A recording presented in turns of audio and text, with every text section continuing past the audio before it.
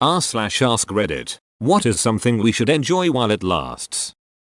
Your knees. Currently on an exercise bike at physical therapy. Life is great till you can't stand straight.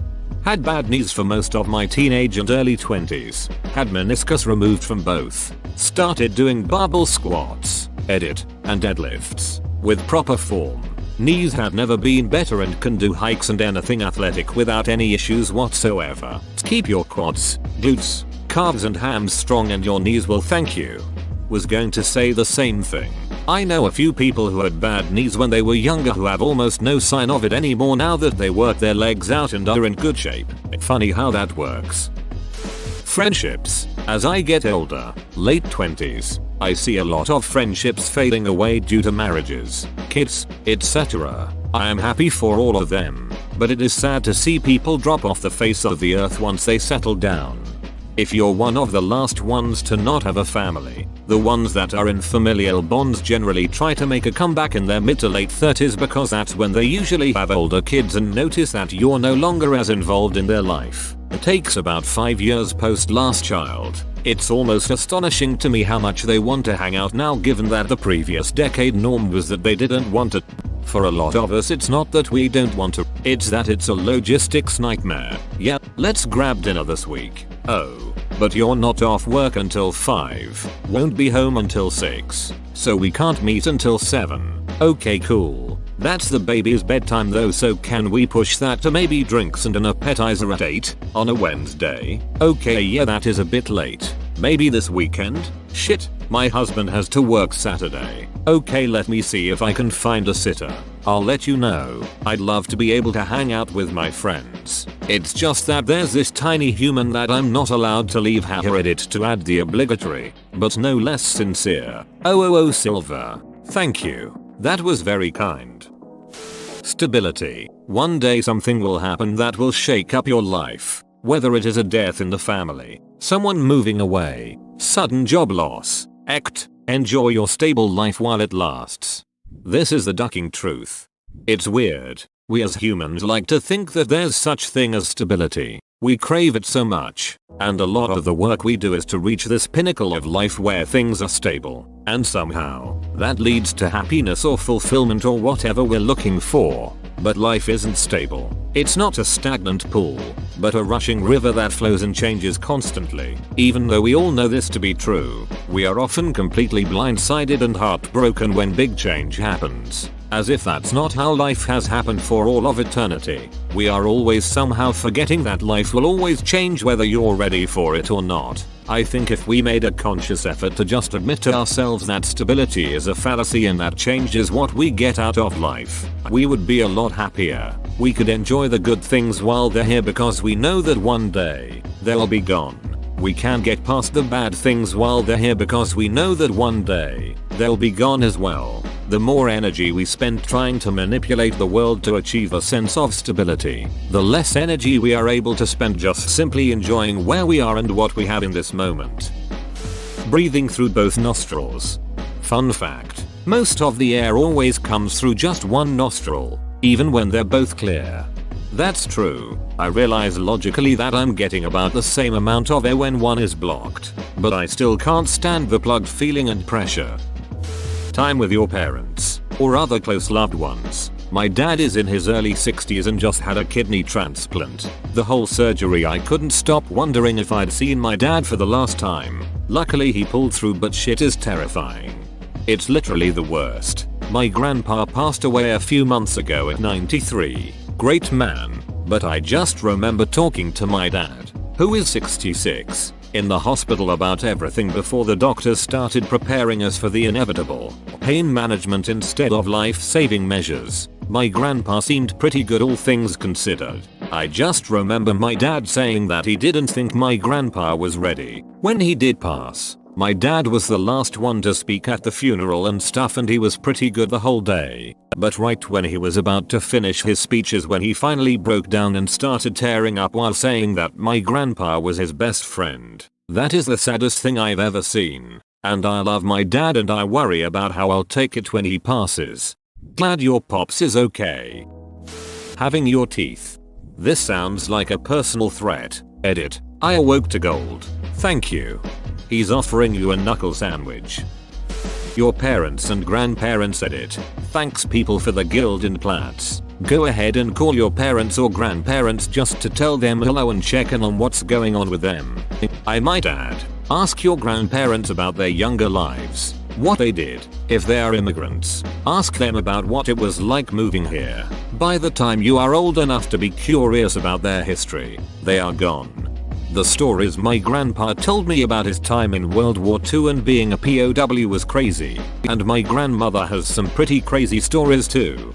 Fish, we're worried over fishing our rivers and oceans. At this rate, we're expected to deplete our natural fish supply in 30 years. Edit. A lot of people are mentioning enjoy it while it lasts. Better eat up and exhaust the supply faster. Semicolon, that's not really what I'm getting at. As the wild fish supply disappears, the demand for farm-raised fish, the only kind you'll be able to find, will increase and the price will go up a lot. So perhaps it would be more accurate to say, enjoy affordable farm-raised fish while it's still affordable. Or maybe since there's no hope for wild-caught fish anyway, eat up. That's why I actually aim for farmed fish rather than fresh caught at the grocery store. People seem get excited about wild caught fish, but they don't always realize how damaging that is to oceanic food webs. Farmed fish breed diseases that spread to the wild population. Though, you may be referring to hatchery fish which are ethically raised to supplement wild fisheries. Subsistence fishing is perhaps the best way for sustainably caught wild fish. Commercial fishing is where we get into trouble. The city of Venice.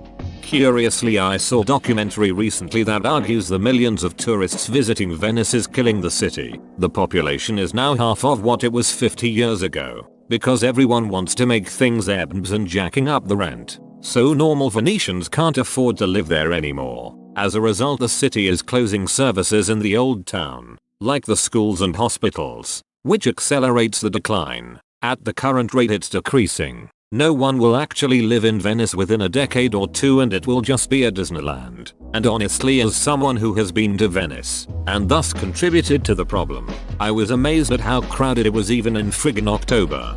Duck Airbnb for this very reason. It's not about tourism bringing too many bodies to the city. It's Airbnb ducking the housing market up the ass so nobody can afford to actually live there. Privacy. I feel like in 10 years or so there's going to be so much technology that no one is going to have privacy. Already gone. Compare the privacy expectations of millennials with baby boomers. Not even the same planet. And just think, most of the children born in the last 10 years probably have their entire lives catalogued on Facebook and Instagram. The current golden age of peace. We are living in a bizarre time in history where technological progress is off the charts and the major world powers haven't had an open conflict with each other in 70+ years. If history is any model for the future, this is not a sustainable situation. A lot of it is not only because we have become so good at war that it is virtually impossible to have one without severely ducking up the planet, but that war is so costly compared to peace. When global resources, per head, start to dwindle, war will make a comeback. We just have to hope that things like nukes have become unusable by the time that happens. Exactly this. The biggest deterrent to war is economics. In the modern, global economy, war between major world powers would be very bad economically for everyone involved. They might not like each other, but even the worst of enemies will come together to make a buck. The best way to ensure peace is to keep war unprofitable. The few weeks where the toothpaste is actually full. After that you have to squeeze for a month or two. You know when you use Aquafresh and that first squeeze has the perfect stripes and it looks like a commercial. After that first squeeze it's never the same. Kids being young. I was once getting my toddler son ready to leave my parents' house, and I said, I can't wait till he can tie his own shoes. My mother stopped me right there and told me never to wish the time away with your children. Savor every stage, because before you know it that wish for them to grow up comes true. I can't wait until my daughter can poop in the toilet on her own. I am really not liking the cleanup. Rideshare subsidies. Uber and Lyft rides are currently priced in order to gain market share. Once they have enough market power, the profit machine will be turned on and we will have equal or higher prices as to what they were before. Likely with the drivers still making the same crappy percentage. Likely with the drivers being kicked to the curb by robots. Internet freedom. I can picture in my mind a world without war, a world without hate, and I can picture us attacking that world, because they'd never expect it, Jack Handay. This is far too true for the universe is good. Every person and relationship you've ever had, there's an inevitable end to all of them, so hold them dear while you can. It sucks how overnight, the person you live with, spend the majority of your time with, and maybe even have kids with suddenly becomes a stranger. That rarely happens overnight. Free clean water. I dunno, man. What did clean water do if it's in jail right now? Man, sorry. Apparently, bananas. Bananas are all basically clones. And we already, essentially, lost the previous banana from our typical diet. The Gros Michel because of near extinction. We've only really found one more banana species in Madagascar, and it's been labeled as inedible. Context: sneaky edit. There are lots of different varieties as well as breeds of banana, all with different challenges and flavors, but the most common, by a large margin, the Cavendish, is notably fragile and could be nearly or completely wiped out like the Gros Michel before it.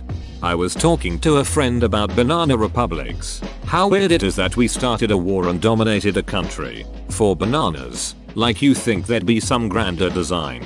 Nope, just bananas. Her response: I love bananas. Democracy loves bananas. The energy of your youth. You keep putting things off in your youth like travel, but it's physically more difficult as you age. Go out and do things while you're young enough and healthy enough to do so. I want to travel more than anything right now, but I can't afford to at all. Have you thought about a sugar daddy? The honeymoon phase of a relationship. Or you can just be an emotional douchebag who hops around relationships chasing that feeling, leaving a trail of broken hearts and wallets along the way. This comment has nothing to do with you, Lena. Beach. r/Ducklena. Leggings and yoga pants. I will shed a tear when that trend dies. Guessing you're a dude judging by the comment and username. Correctamundo. High quality chocolate. I feel like you know something the rest of us don't. Is there something that's threatening the supply of high quality chocolate? Life. The universe. And everything. African elephants. The Wild West of the internet is now. Soon enough everything will be regulated. Hell, we might even need a license to use the internet in the future. Basically, anyone can post anything as long as they have a computer and a connection. The way things are going with Article 13 and net neutrality, we may not have much longer. The Wild West of the internet is now. I'm going to bet money you didn't use BB says, or dial-up internet in the 90s. Okay, fine. How about the mild Wild West? The ability to lay down in a bed. I broke my back about a year ago and had to sleep for 6-ish months in a recliner because I couldn't lay down flat. I only recently was able to lay down flat again on a bed, and I will never take it for granted again. Being single. It's amazing to find someone worth being with, but learning to be single and appreciating the simplicity of it is a virtue. Your pets. They won't be around forever and it hurts when they are gone. Go and hug your dog or give your cat a treat and show them you love them a little more today. Nature. Today. Your nose being nice and empty. You never know what an absolutely awesome thing it is to be able to breathe freely through your nose until you have just the worst cold and haven't smelt anything in a week. Antibiotics. I'd argue that we shouldn't savor them. We shouldn't use them unless absolutely necessary. Alex Trebek.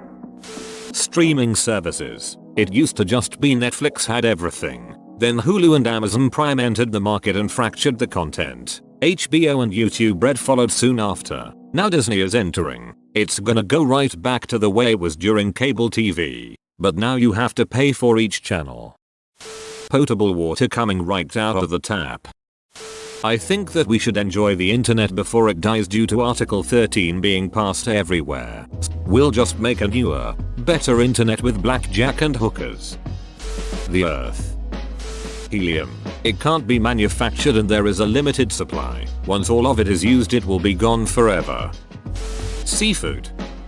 Time with your grandparents. I'm lucky enough to have my nan and grandma still alive and I cherish every moment with them. It kills me to see kids out with their grandparents and they're just absorbed by their phones. Kids, you've got your whole lives for your phones. Put it down and enjoy your grandparents' company. Healthy teeth. The climate. The moon before it leaves orbit. Whoa, you made it to the end? You're a ducking beast. I'll cuss you a deal. Smash like and subscribe for more curated content, bruh. It's free and that's a great price.